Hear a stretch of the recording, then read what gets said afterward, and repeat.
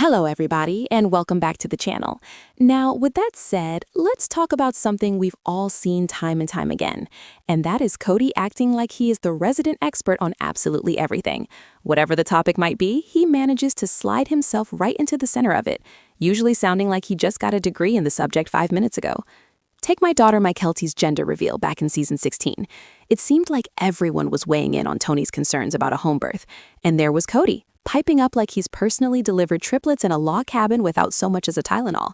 Let's get real. Kody has never had a baby, but that didn't stop him from yapping it up like he'd survived contractions himself and lived to tell the tale. It was the same thing during Maddie's labor with Axel. Her midwife was right there, an actual trained professional, but that didn't keep Kody from stepping in to guide her through it like he's had decades of hands-on experience. Somewhere in his mind, just being a dad apparently makes him an expert on childbirth. Spoiler alert, it does not. Of course, childbirth isn't the only matter on which Kody declares himself the expert of all experts. Let's take a little stroll into his real estate strategies. If he says so himself, it was a brilliant plan to rent houses while building new houses and continuing to pay for the old houses all at once. Honestly, someone should have given him a calculator and a quiet place to sit down. He speaks as if he has everything all worked out, yet somehow every path he selects goes straight into the heart of a disaster zone. And if that wasn't enough, remember when the pandemic started? Well, Kody gave this long-drawn tutorial on how to use, wait for it, 1 square of toilet paper. 1 single square, like it was the best-kept secret in the history of the human race and would guarantee the survival of the whole family. All of a sudden, he became an expert in biology as well as a crisis management specialist all combined. It would have been funny if it weren't so, well, Kody. But while he's out there trying to play expert on every subject under the sun, Janelle has quietly perfected an art of her own, completely and gracefully ignoring Robin. If you go back through anywhere from season 1 to season 6, what becomes abundantly clear is that Janelle never speaks directly to Robin, never once.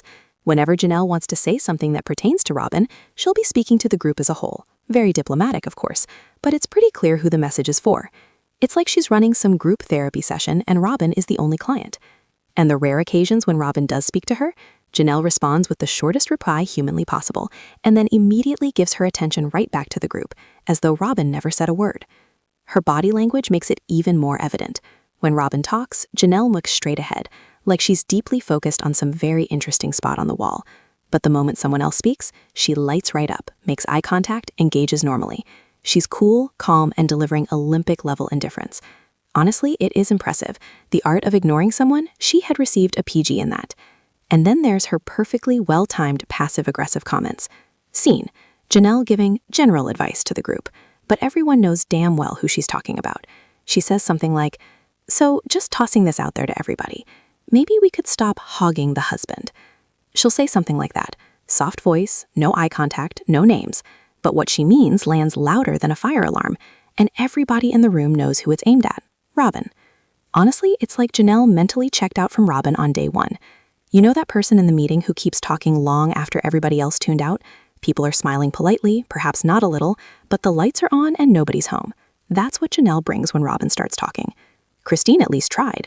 She was making an effort and actually trying to relate with Robin in those early seasons. But Janelle? Her mind was made up before anything even began. But honestly, can you blame her?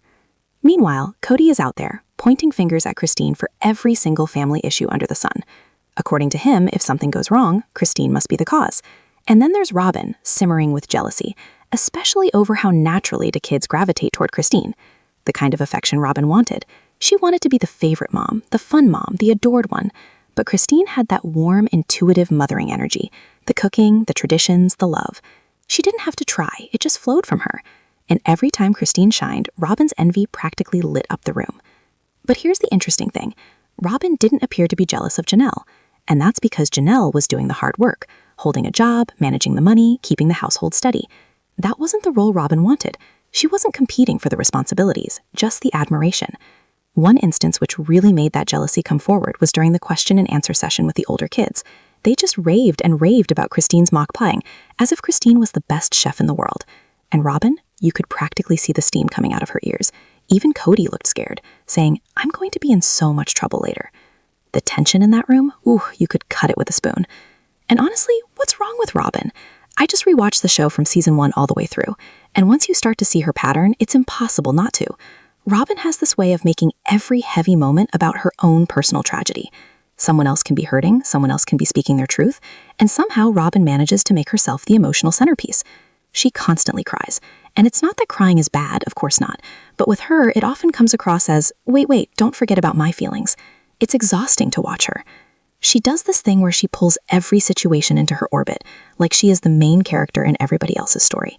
I'm not trying to be unkind here. It's just painfully obvious once you look at it with a fresh perspective. It comes across way more in reruns of the show, trust me. You rewatch the series and you start to notice things that you barely paid attention to the first time. They pop out like flashing neon signs. And let me tell you, Robin's behavior, it could be its own college course on emotional control and attention-seeking drama. Robin has almost made drama an art form. It's nothing to do with her personality. It's a means of survival. Living in a world where she seems to get attention only when falling apart, she has learned exactly how to lean into that chaos. And honestly, it works. The tears, the shaky voice, the meltdown perfectly timed to shift the spotlight, it's not an accident. It's calculated. It's manipulation masquerading as vulnerability. And there's just the cultural context. The women among AUB communities are often viewed as such, not for who they actually are, but rather how well they are at playing their ideal role. Quiet, obedient, composed. Of course, Kody congratulates Robin on keeping silent during her labor. Quiacity, complicity, and playing the victim. Robin is a pro at all three. If manipulation had a graduating class, she'd be valedictorian. But the crying, that's the part that gets me. She cries over anything and everything, except when it really calls for it. The fact that she didn't tear up, shake, or emotionally overflow when talking about her child's ATV accident was a remarkable thing. Here was calm, collected Robin. You'd think any mother would be shaken, perhaps barely able to speak, but some internal emotional switch was turned off. It makes you really question whether these girls' tears are real, or just a means by which to control the mood of the room. Her self-focus is so intense, it almost deserves applause for consistency. It's like no isn't part of her vocabulary, or perhaps it once was, long ago, but she learned that if she cries hard enough, makes enough noise, and creates enough emotional upheaval, people eventually cave. Playing the victim is her magic key, and she knows exactly how to use it. And then there's her dynamic with Meri. From the beginning, Robin seemed to instantly size Meri up. She treated Meri like either someone she could maneuver around or someone in her way. And Meri, she's not blind to it. She knows exactly what's happening. But Robin plays the long game, and she plays it well. That's what makes watching their interactions so unsettling once you catch on. Honestly, it was just one of those one-sided conversations where I really just needed to vent. Rewatching the show really opens your eyes to things you completely missed the first time. And just when you think the chaos has reached peak intensity, boom, in comes Tony. Yep, it's me again, still watching the circus, still side-eyeing Meri, still hoping one day that Kody will make peace with a barber. And now I've made it to season 11. Enter Tony, a walking red flag wrapped in a hoodie. I gotta be real, I am actually so surprised by this dude. At one point, Tony literally says something like, even if Mykelti falls on the hike and breaks her leg, she'll be so happy I propose that she won't even care. Come again. So let me get this straight. Your future bride could be lying at the bottom of a hill, bones screaming in pain, and you think flashing a ring is going to magically cancel out the agony? She's supposed to limp toward you with a broken leg, smiling through the misery like she's in some kind of children's fairy tale? Absolutely not. That's not how reality or bones work. I've been actively avoiding spoilers because I want to experience this train wreck in real time. So I genuinely don't know if she actually married this man or if she eventually snapped out of it. But based on the energy so far, I can already tell this journey is going to require something stronger than a beer. Someone pass me the vodka, no glass needed. And listen, Tony is making us Mexicans look bad. Yeah, I said it. Before anybody gets mad, calm down. I'm Mexican too. But for real, that man puts out energy, bad energy. I already know it's going to be one of those cases where I'm going to need moral support from y'all just to make it through whatever's about to happen. No spoilers though, let me suffer naturally. Someone once described Tony as an unmade bed, and I swear I've never heard anything more accurate. Not just his appearance, his entire vibe. If laziness and pure chaos had a child, it would be Tony. But to give credit where it is due, his trolling at the expense of Kody might be the one redeeming quality he brings to the table. Now, let's talk about something more serious. The way this family treats Mykelti. She really does get the short end of the stick more often than not. And honestly, whatever flaws Tony has, and they are many, at least he sees it.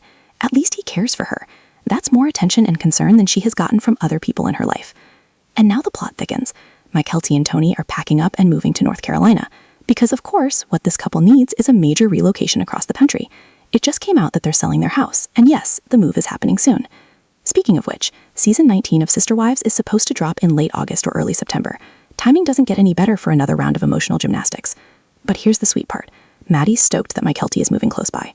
Since the two became moms, they've grown closer. There's nothing quite like bonding over the struggle of raising kids on 2 hours of sleep. And now their children will practically be growing up next door to each other. Honestly, it's giving wholesome cousin club energy, and I'm here for it. And I'm sure Kody is thrilled about all of this. Well, thrilled in the sense that he's probably quietly panicking somewhere.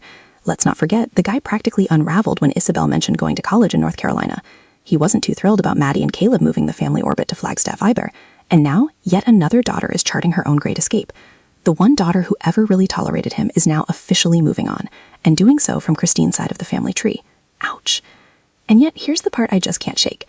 This move feels a little too perfectly timed. Is it possible that Mykelti and Tony's big blow-up with Kody and Robin is playing a role here? Wouldn't be the first time someone suddenly felt the need to relocate a few thousand miles away, after realizing the whole family unity thing was held together with duct tape and wishful thinking. Speaking of performances, Kody continues his ongoing masterclass